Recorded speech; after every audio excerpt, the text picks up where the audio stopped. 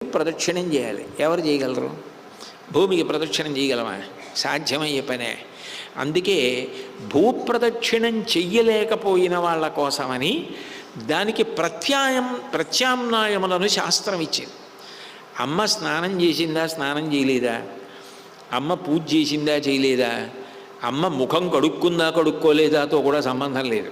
అమ్మ అట్లా కూర్చుని ఉంటే పొద్దున్నే కొడుకు స్నానం చేసిన తర్వాత ఒకసారి అమ్మకి చుట్టూ తిరిగి ప్రదక్షిణం చేసి అమ్మ కాళ్ళకి నమస్కారం చేశాడు అనుకోండి, భూప్రదక్షిణ షట్కేన 6 మాటలు భూమికి ప్రదక్షిణం చేశాడని వేసేయమన్నారు అతని ఖాతాలో. ఎవరు అదృష్టవంతుడు?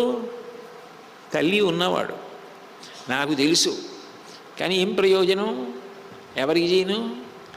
మా అమ్మ వెళ్ళిపోయింది కాబట్టి నేను చెయ్యలేను.